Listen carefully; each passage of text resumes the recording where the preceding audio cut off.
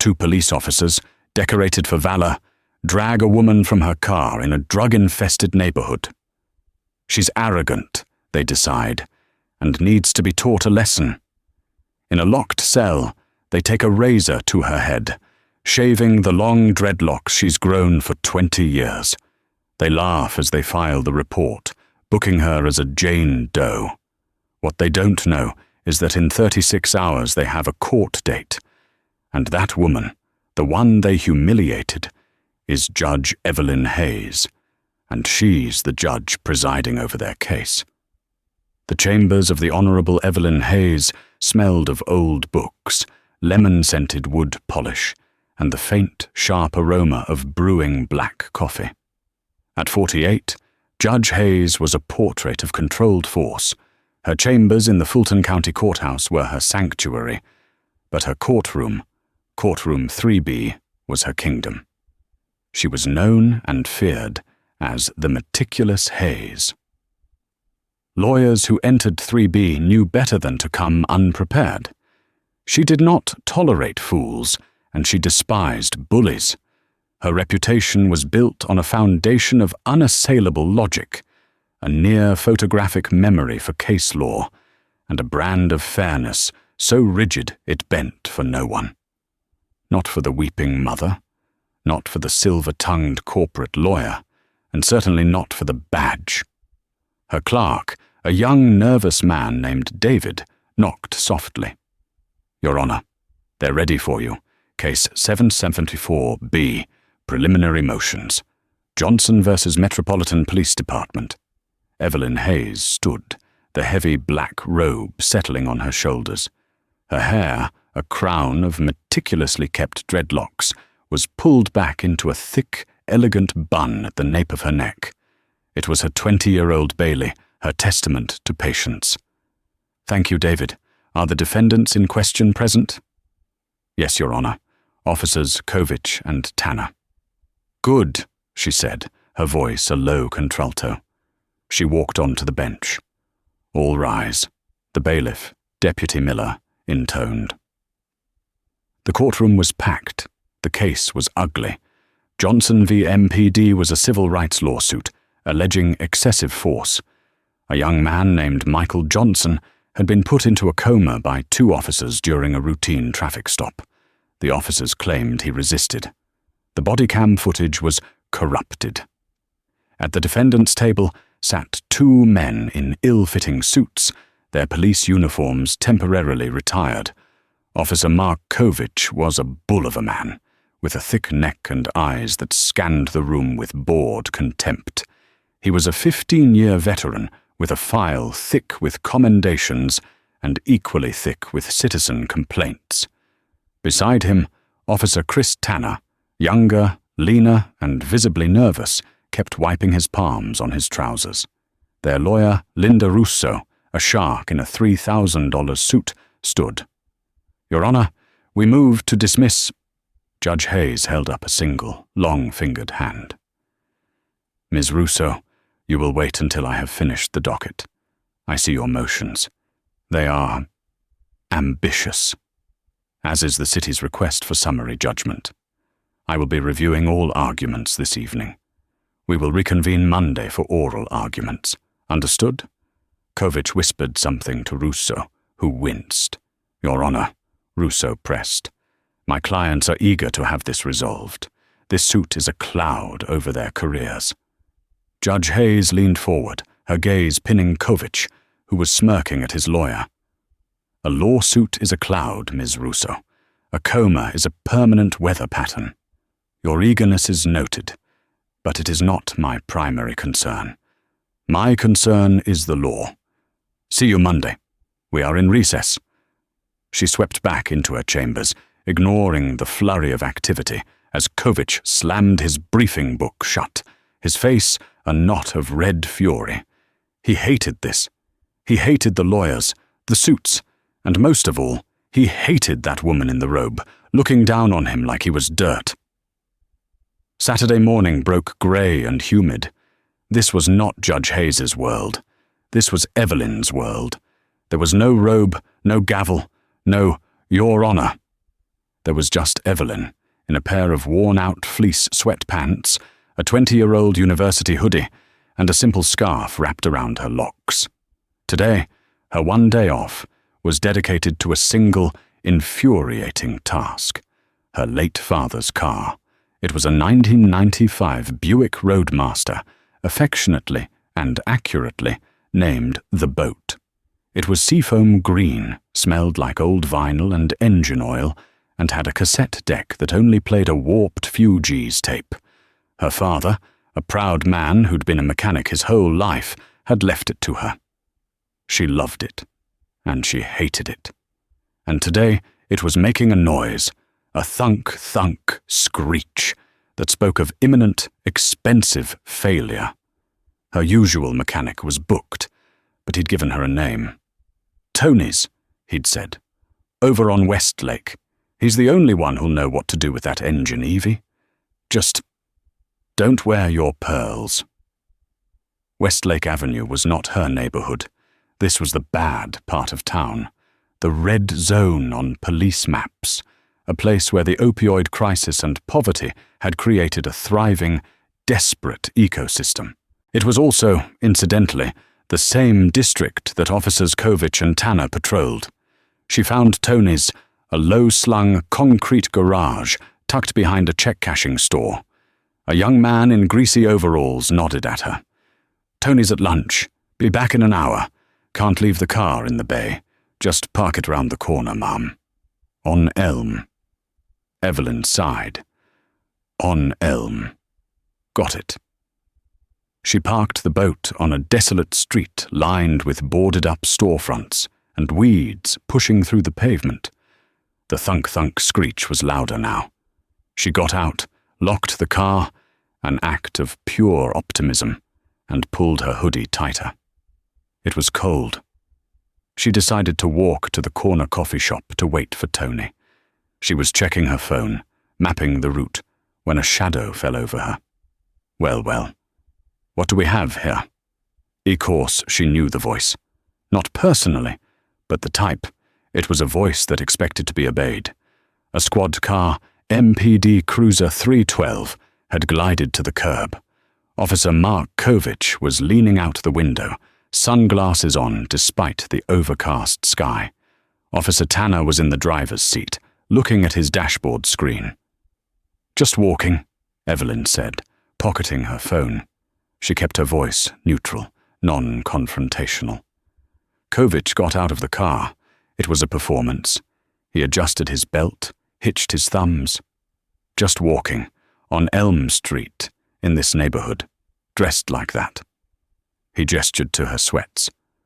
"You look a little lost." "I'm waiting for my mechanic," she said, nodding toward the garage. "Tony's." "Tony's," Kovich repeated, sharing a smirk with Tanner, who had now stepped out of the car. "Funny. That's a known chop shop. We get a lot of transactions happening at Tony's." "You here for a transaction, Mum?" "I'm here to get my car fixed," Evelyn said, her patience starting to fray. The mom was an insult, not a courtesy. "License and ID," Kovich snapped. Evelyn froze. Her wallet. It was in her purse, which was in her other car, the pristine Lexus she drove to the courthouse. In her haste to drive the Boat, she'd grabbed her keys and phone, and nothing else. "My wallet is in my other car. Officer, I live—" "No ID," Kovich said, his eyes lighting up. "No ID. In the Westlake Red Zone. Fits the description perfectly." "Description for what?" Evelyn said, a spike of genuine alarm hitting her. Tanner, looking at his console, spoke up. "We got a bolo. Black female. Thin build. Wearing a hoodie. Dreadlocks. Suspected mule for the Westlake crew. Last seen in this area." Evelyn was 48, not thin, and her only association with a crew was the federal judiciary.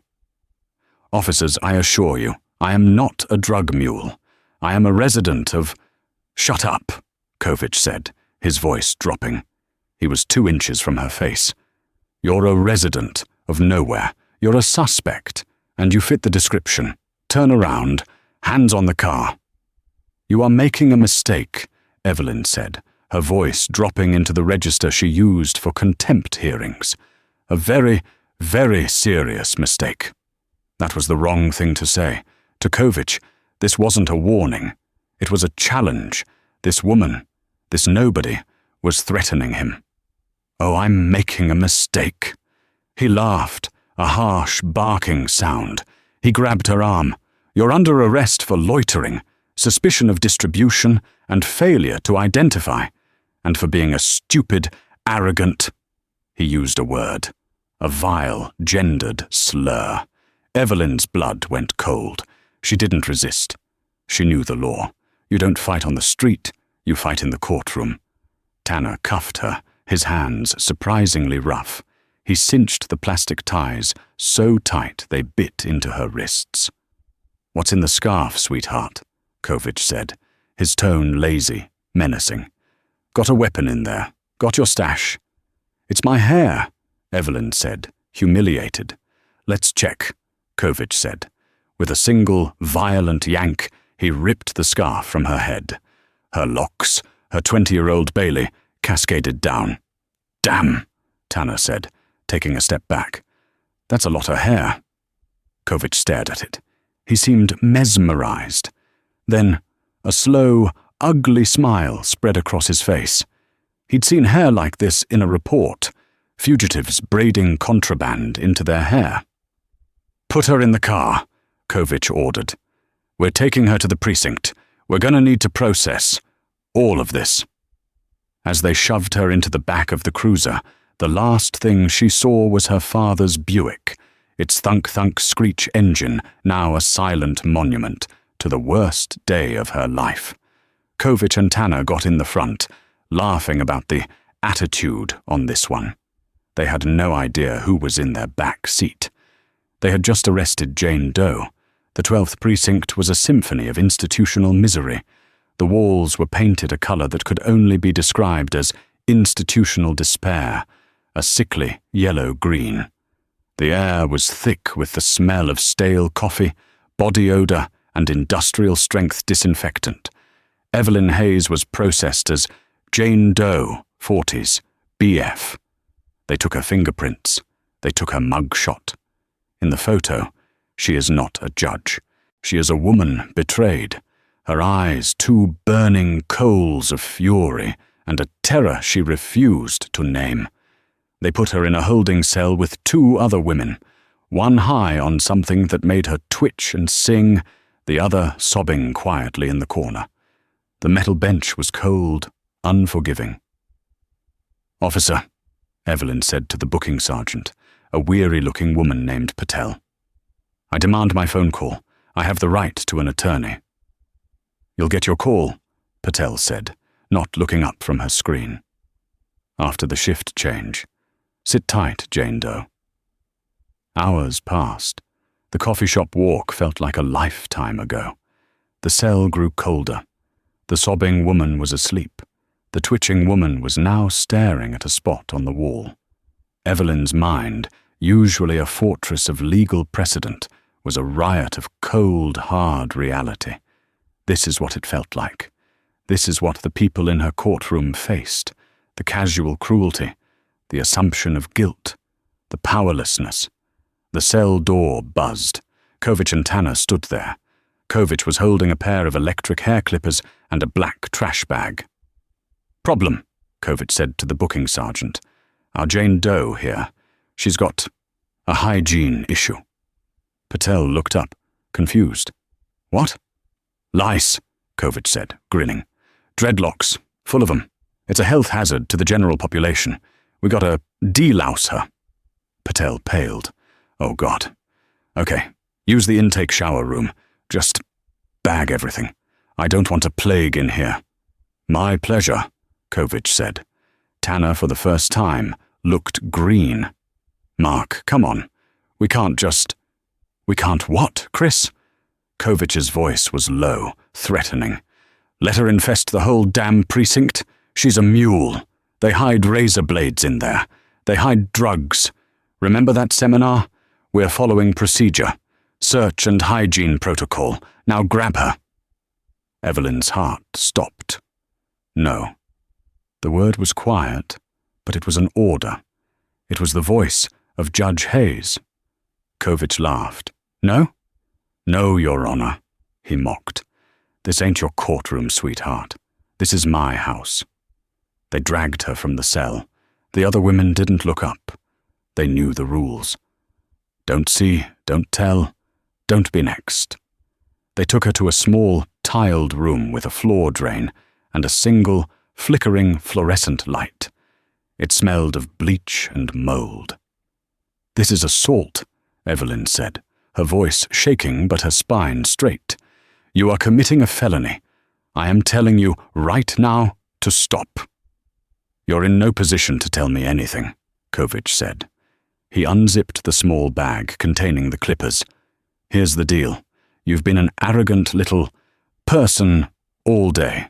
You got no ID, you fit a description, and I don't like your attitude. So, we're going to give you a new one, a fresh start."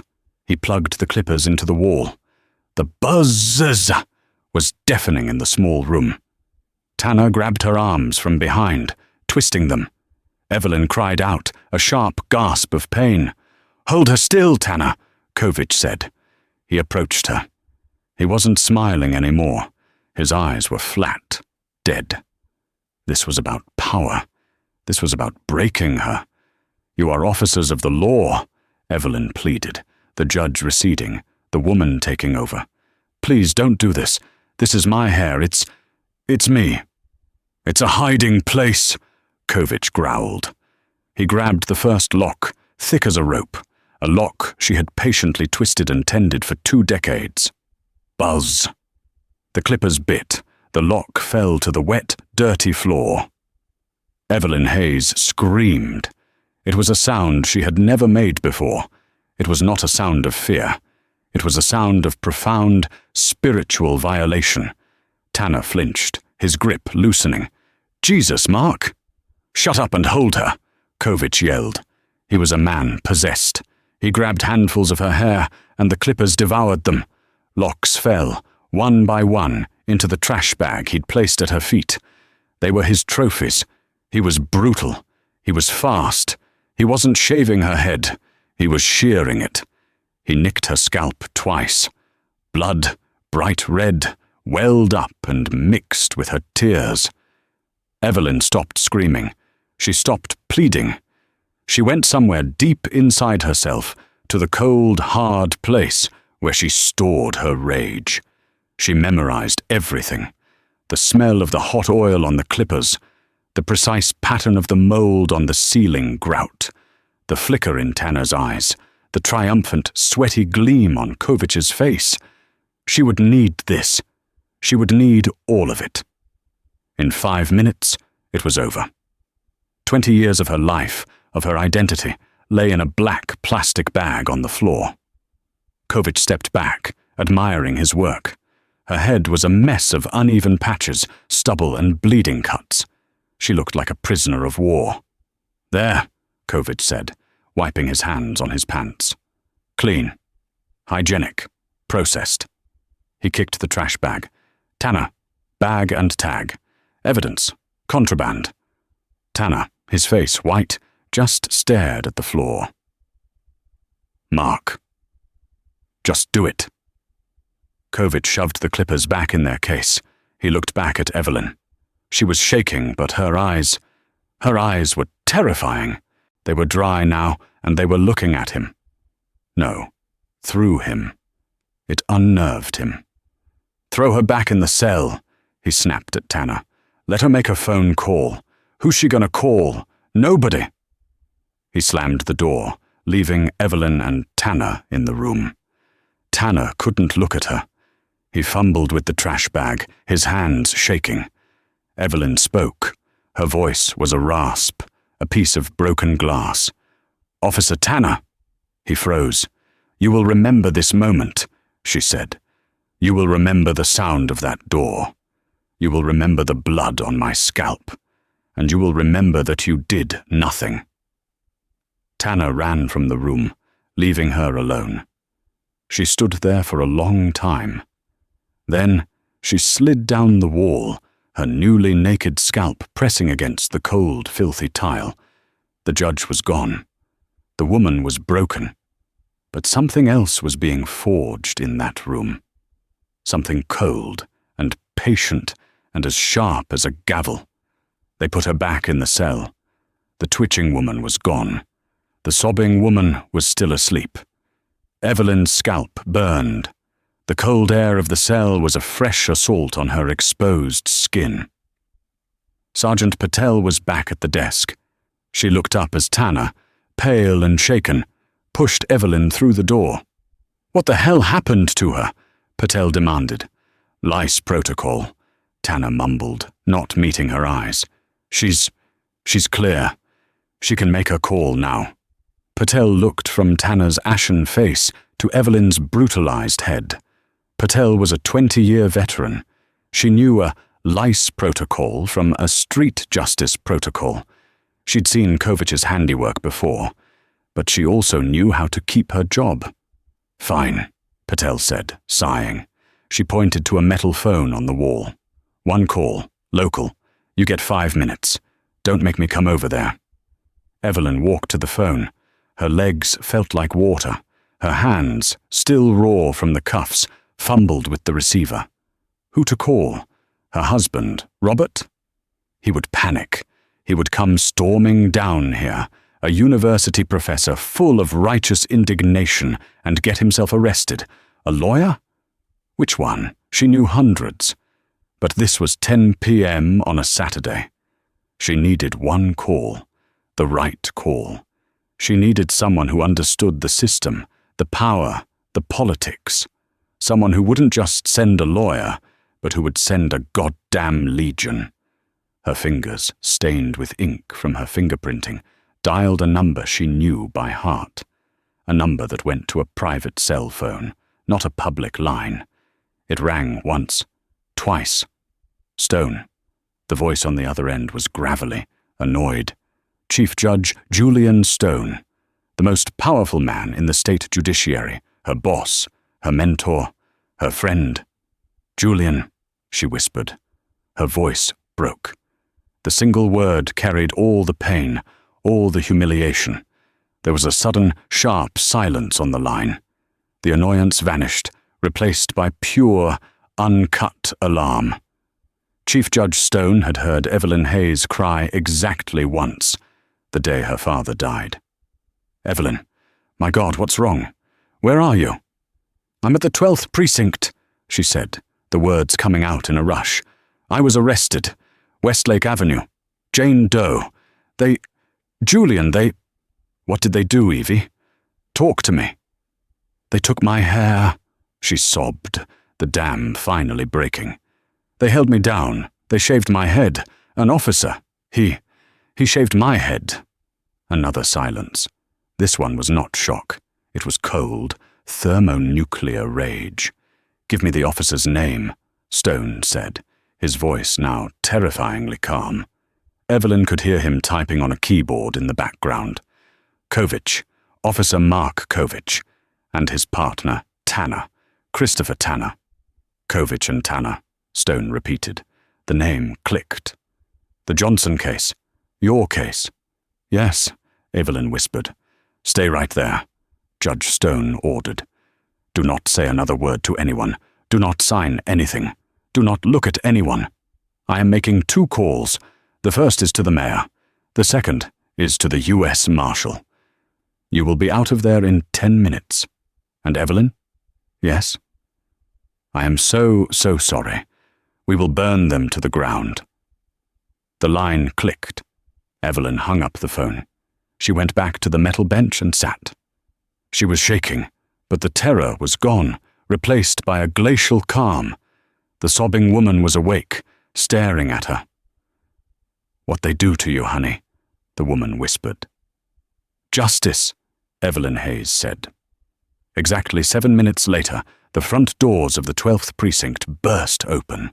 It was not the mayor. It was not the U.S. Marshal.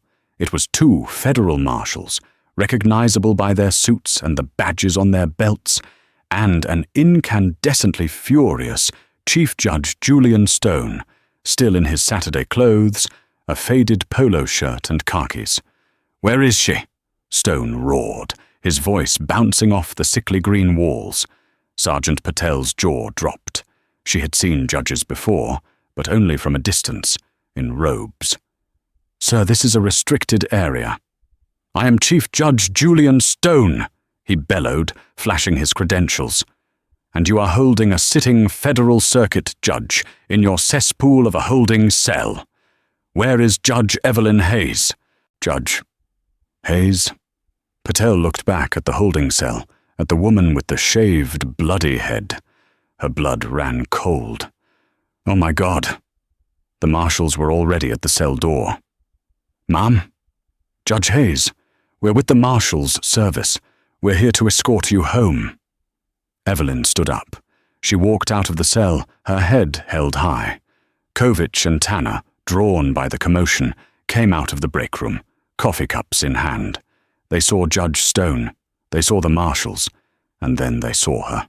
Kovich's face went from confusion to disbelief to a kind of primal terror, all in the space of 3 seconds. He dropped his coffee cup. It shattered, splattering brown liquid across the floor. He knew that face. He'd seen it just yesterday. But it was wrong. It was on the wrong body, in the wrong place. And the hair. Evelyn Hayes stopped. She stood 3 feet in front of Officer Mark Kovich. She did not say a word. She just looked at him. She let him see her shaved head. She let him see the dried blood. She let him see the judge in the eyes of the woman he had just mutilated. Kovich couldn't breathe. He was choking. "You," he whispered. "You're—" "Judge Hayes," Julian Stone supplied, his voice like gravel. "Officer Kovich, I believe you are on her docket for Monday. Case 774B. I'm sure you were looking forward to it." Tanner looked like he was going to faint. He was muttering, "Oh, no, no, no, no."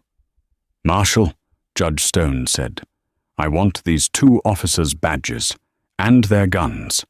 They are to be detained pending a federal investigation for aggravated assault, kidnapping, and violation of a federal judge's civil rights. Take them." "You can't do that," Kovich blustered, his training kicking in. "This is a precinct. You have no jurisdiction." The lead marshal, a man who looked like he'd been carved from a mountain, simply unclipped his weapon. "Try me." Kovich and Tanner were disarmed and cuffed in their own precinct. As they were led away, Kovich's eyes were still locked on Evelyn. He wasn't just afraid. He was dumbfounded. He had been so sure. She was a nobody. She was just hair. Evelyn turned and walked out of the 12th precinct. She didn't look back. Judge Stone's driver, a silent ex-marshal, drove them in Stone's black sedan. Stone had a first aid kit in the back. He was gently, expertly dabbing Evelyn's scalp with antiseptic wipes. She winced, but said nothing. "The cuts are clean," he said, his voice thick with a rage he was barely controlling. "But you'll need a doctor to look at this. They used— God, Evie, they used dirty clippers." "It doesn't matter," Evelyn whispered. She was staring out the window as the city lights blurred past. They were in her neighborhood now, the one with manicured lawns and old-growth trees. "The hell it doesn't matter," Stone snapped. "This is an outrage. This is an act of war on the judiciary, on you." "Julian," she said, turning to him. Her eyes in the dark seemed huge. "It matters, but not for the reasons you think. What happens now?" Stone took a deep breath, trying to regain his judicial composure. Now, the U.S. attorney is being woken up. The mayor is apoplectic. The police chief is already offering Kovich and Tanner to us on a silver platter. They're suspended. By Monday, they'll be fired. By Tuesday, they'll be indicted." "Indicted?" she repeated. "And the Johnson case?" "Obviously, you're recusing yourself." I'll take the case myself. And I will end them, Evelyn. I will sanction Russo. I will hold the city in contempt. I will— No. Stone stopped. No. What do you mean, no? I'm not recusing. The car pulled into her driveway. Her husband, Robert, had left the porch light on. Evelyn, that's insane, Stone said, his voice low. You can't. You are the victim of a violent crime perpetrated by the defendants. It is the definition of a conflict of interest. You will be overturned on appeal in 5 seconds. Evelyn turned to him. The car's interior light cast a pale, ghostly glow on her savaged scalp. I am not recusing, she said, her voice a steel rod. I am going to court on Monday. I am going to sit on that bench, and I am going to preside. For what purpose? Revenge? That's not justice, Evie. Do you know what Kovich said to me, Julian? She asked, her voice dangerously quiet. He said, This ain't your courtroom, sweetheart. This is my house.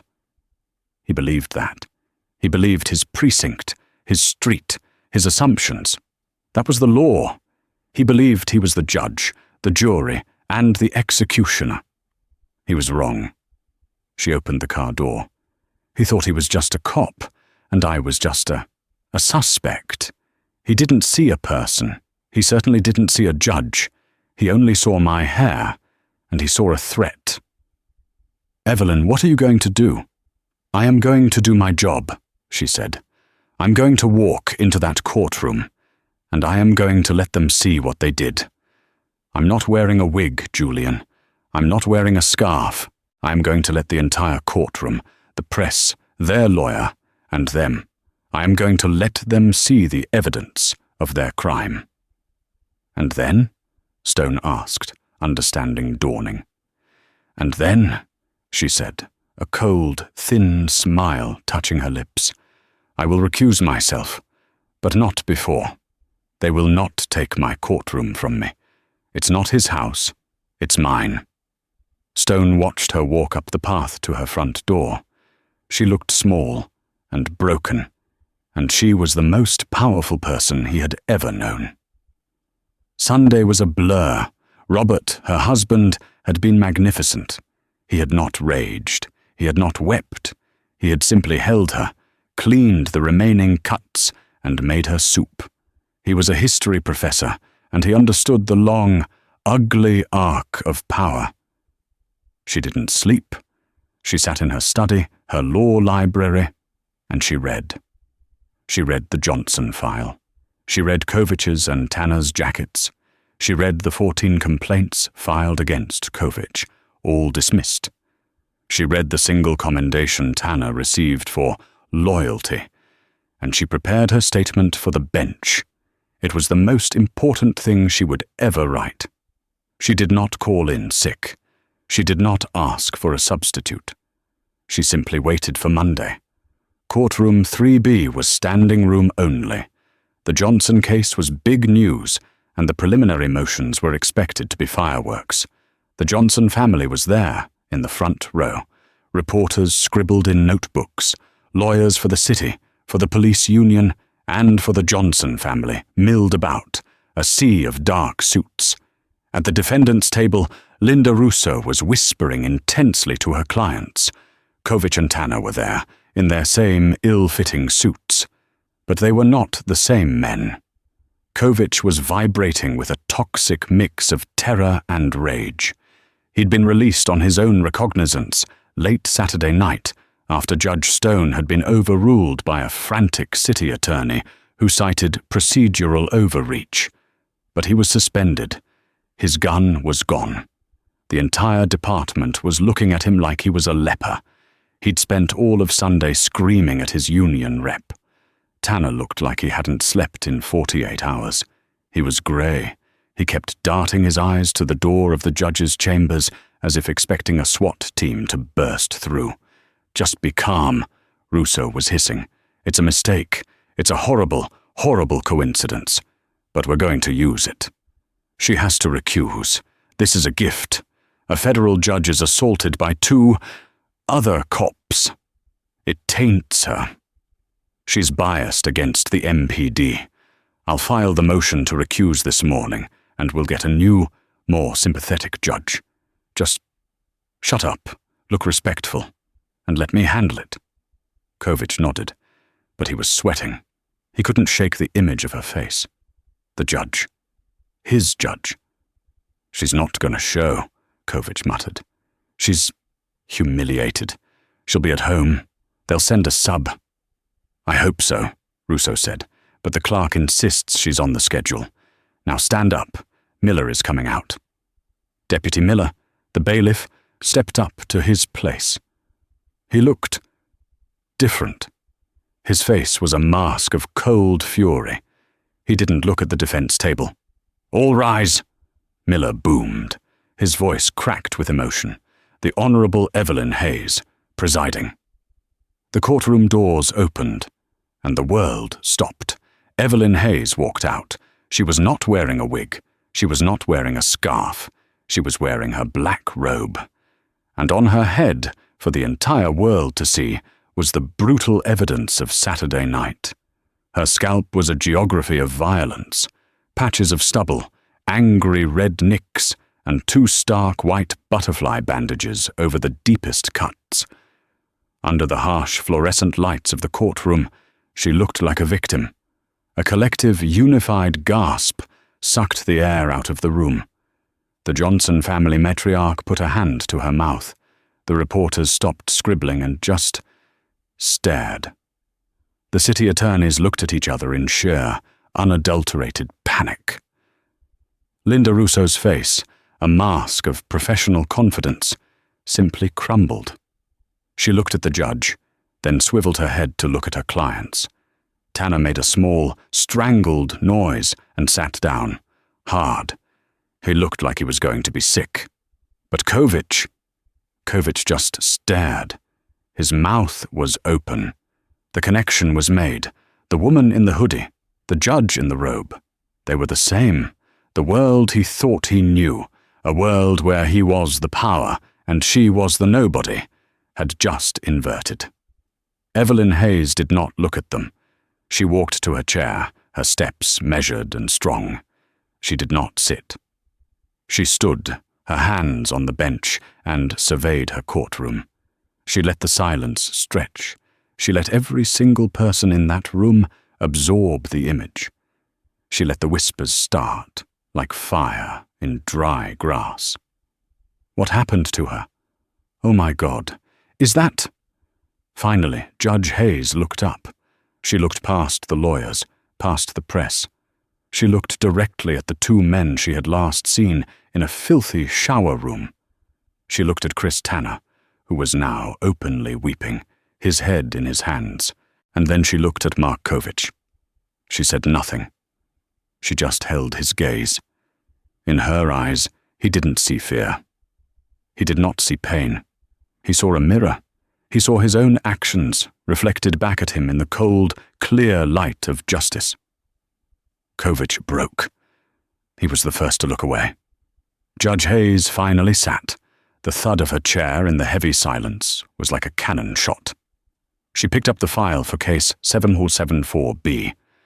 "This court is in session," she said. Her voice was different. The warm contralto was gone. This voice was raw, scraped, and full of iron. "We are here for preliminary motions in the matter of Johnson versus Metropolitan Police Department, Officers Mark Kovich and Christopher Tanner." Linda Russo shot to her feet, her voice high and reedy. Your Honor, we must." "Sit down, Ms. Russo," Judge Hayes said, not looking at her. "You will have your turn." Russo sat, her mouth opening and closing, speechless for the first time in her career. "Before we proceed," Judge Hayes continued, her voice resonating through the silent room, "this court has a statement. This statement will be entered into the official record." She looked at her court reporter, who was already typing, tears streaming down her face. "On Saturday, November 3rd, at approximately 2:15 p.m., Judge Hayes began, I was the victim of an illegal traffic stop false arrest, and kidnapping by 2 officers of the Metropolitan Police Department. The room exploded. The gavel cracked down. "Order!" Deputy Miller roared, his hand on his weapon. "The officers in question," Judge Hayes continued, her voice rising above the din, "claimed I fit the description of a suspected drug mule. I was unarmed. I was not committing a crime. I was waiting for a mechanic." Kovich had his head on the table. He was a dead man. "I was transported to the 12th precinct," she said, her voice now shaking, but not with weakness, with rage. "I was denied a phone call. I was processed as Jane Doe. And then—" She paused. She touched her hand to her head, a gesture of such profound vulnerability that the entire courtroom seemed to lean in. "And then I was taken to an intake shower room by Officer Mark Kovich and Officer Christopher Tanner." Russo let out a small scream. "Objection! Objection! My clients. This is prejudicial." "Prejudicial, Miss Russo?" Judge Hayes's voice was a razor. "It was factual. Officer Kovich stated I had a hygiene issue. He stated he was following protocol. He and Officer Tanner then proceeded to hold me down, and they shaved my head with electric clippers." She stood up. "They did this." She turned her head, left and right, displaying her wounds to the jury box, to the press, to the Johnson family. "They did this to teach an arrogant woman a lesson. They did this because they had a badge and a gun, and I had a hoodie. They did this because they thought they could." She sat back down. The silence in the room was absolute. It was the silence of a vacuum. The officers who committed this act, this battery, this mutilation, are the same 2 officers who are the defendants in the case before me today.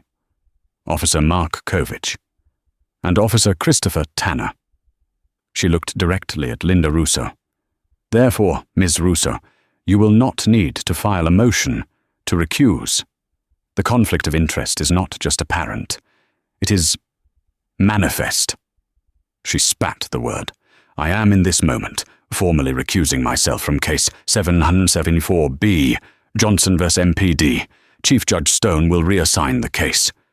Russo was on her feet, but she was swaying.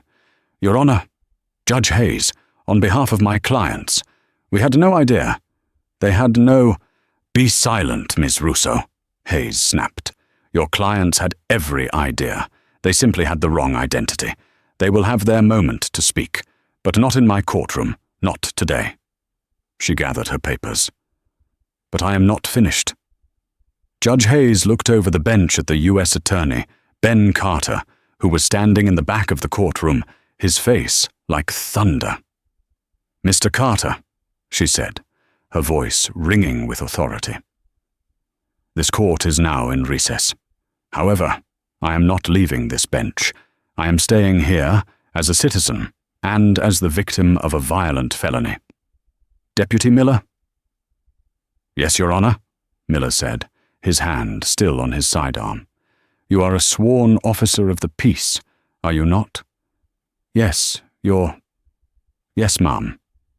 "And you have just heard the sworn testimony of a victim, have you not? An officer of the court, under oath, which I am." "Yes, ma'am." "And you see the 2 men who perpetrated this assault, sitting right there," she said, pointing a long, steady finger at Kovich and Tanner. Miller turned. He looked at Kovich, and his eyes were full of a cold, professional hatred. "I do, ma'am." "Then, Deputy Miller, in accordance with state law, I am making a citizen's arrest, and I am asking you, as the ranking peace officer in this room, to effect that arrest. Detain those 2 men. Now." This was it. The twist, the karma. Not a quiet investigation, not a backroom deal. Public, humiliating, lawful. "You can't do that!" Russo screamed. "This is a travesty. This is vigilantism. "It is the law, Miss Russo," Judge Hayes thundered. "A crime was committed. The victim is present. The perpetrators are present. The evidence is visible. What part of probable cause are you failing to understand?" Deputy Miller drew his weapon. "Officer Kovich, Officer Tanner, place your hands on the table. Now." Kovich finally exploded. He knocked his chair over. "This is bullshit! She's lying! She attacked us! She's a crackhead we picked up on Westlake." It was the worst possible thing he could have said.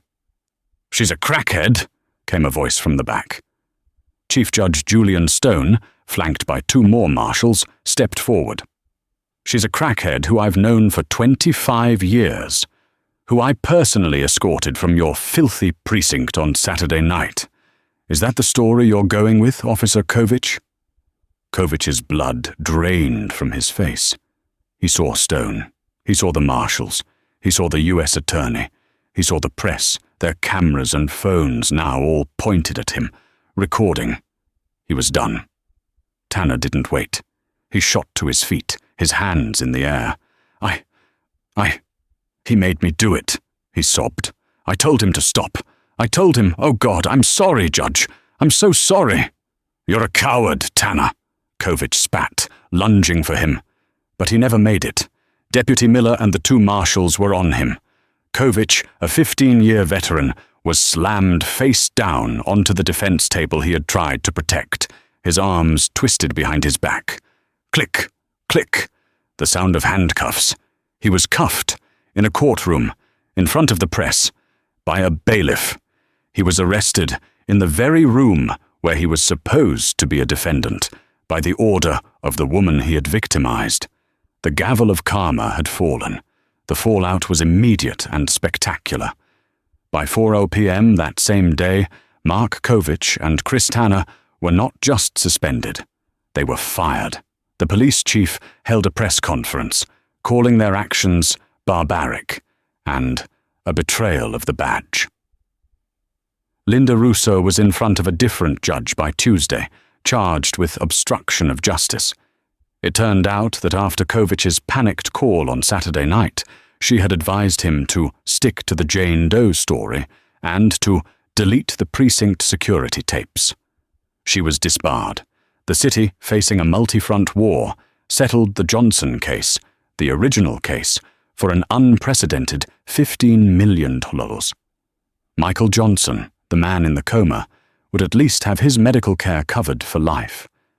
But the main event was the People versus Mark Kovich and Christopher Tanner. Tanner, facing 10 years in federal prison, did what cowards do. He flipped. He took a plea deal, 3 years, suspended, and full, unwavering testimony against his former partner. The trial of Mark Kovich was a media circus. It was no longer a local story. It was national. It was a symbol of everything wrong. And the one time the system, horrifyingly, might get it right.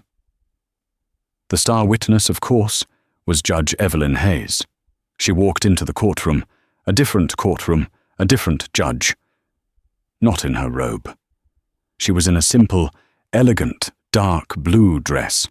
Her hair had started to grow back, a soft, short fuzz that she wore with undeniable dignity. The prosecutor, Ben Carter, was gentle. "Judge Hayes, can you please tell the jury what happened on the night of November 3rd, Evelyn told them. She was a perfect witness. She was not emotional. She was factual. She was meticulous. She remembered the smell of Kovich's cheap cologne. She remembered the sound of the clippers. She remembered the words he used. Then, the defense. Kovich's new, court-appointed lawyer was desperate. "Judge Hayes," he said, "isn't it true you were uncooperative?" "I was," Evelyn said calmly. "You were. And you didn't identify yourself. You didn't say, 'I am a judge'? Why not? Why not just tell them?" Evelyn Hayes leaned forward. She looked at the jury. "Because it should not matter," she said, her voice clear and strong. It should not matter if I am a federal judge, or a mechanic, or a teacher, or a suspected mule. He should not have done that to anyone. My title is not a shield that should protect me from a cruelty that he would inflict on someone else. My humanity should have been enough. The jury was out for 20 minutes. Mark Kovich was found guilty on all counts: kidnapping, aggravated assault, battery, perjury, and most importantly, violation of civil rights under color of law. At sentencing, Kovich, a broken man, finally tried to apologize. I swear I didn't know it was you, Judge. The sentencing judge, a friend of Evelyn's, cut him off. That is the most damning thing you could possibly say, Mr. Kovich. It implies that if it had been the crackhead you thought she was, your actions would have been acceptable. They were not. They are not.